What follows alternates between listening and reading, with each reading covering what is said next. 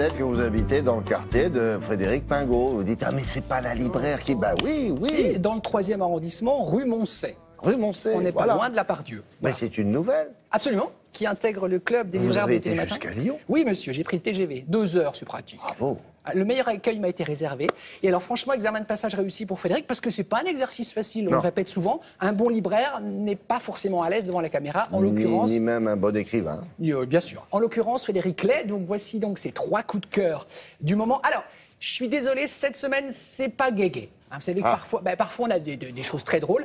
Là, c'est pas guéguet, mais la littérature s'est souvent nourrie de sang, de sueur et de larmes. Les plus beaux récits, souvent, sont un peu tristes. Là, de ce que je vois, là, Serge Chalandon, c'est rarement de la bande dessinée. Hein, on est d'accord. On va commencer par... Mais c'est évidemment récit poignant, formidablement écrit. On va commencer par Camille Mon Envolé de Sophie Doll, édition Philippe Ray. Alors là, c'est poignant. Regardez. Camille a 16 ans, elle est vive, enjouée, pleine de vie, une délicieuse emmerdeuse, comme dirait sa mère. On est le 19 décembre 2013, premier jour des vacances. Elle rentre, 38 de fièvre, rien de grave, la grippe sans doute. 1 jour, 2 jours, 3 jours, et le 23 décembre, elle décède.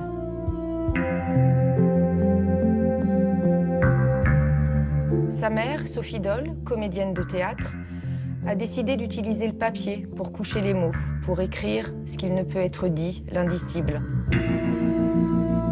Elle a décidé de nous raconter à nous, lecteurs, les 4 jours de maladie de sa fille et les mois qui ont suivi la mort de Camille. Comment faire face, comment reprendre goût à la vie.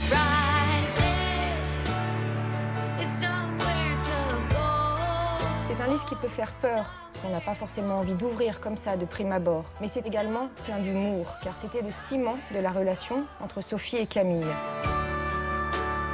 C'est un livre absolument bouleversant, avec une écriture sublime. C'est un livre dont vous ne sortirez pas indemne. Mon deuxième coup de cœur, un roman absolument fascinant, Profession du père de Serge Chalandon aux éditions Grasset.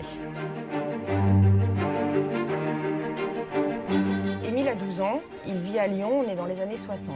Il vit aux côtés d'un père qui est mythomane, qui est fou. Ce père, tour à tour, est agent secret, parachutiste, champion de judo. Et surtout, il est absolument fan du général de Gaulle. Et quand le général de Gaulle décide de rendre l'indépendance à l'Algérie, son monde s'écroule. Il décide d'assassiner le général. Il va entraîner son fils de 12 ans dans cette folie. Et là, l'entraînement commence. Les pompes à minuit, l'art de la filature, le maniement des armes. Serge Chalandon nous raconte ici sa vie, son adolescence. Et il réussit à inventer des situations rocambolesques, tragicomiques, qui font de ce livre un véritable roman d'aventure. Vous allez passer un moment extraordinaire, oscillant entre larmes, pleurs et rires.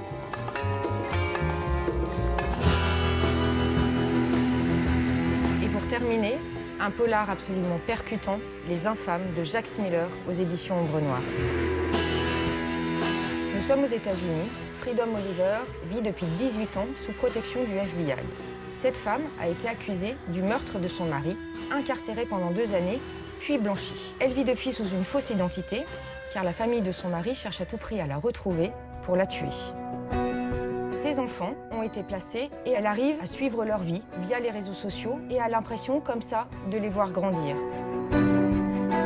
C'est une femme désespérée. Elle est alcoolique, elle est brisée et un jour, elle apprend que sa fille a disparu.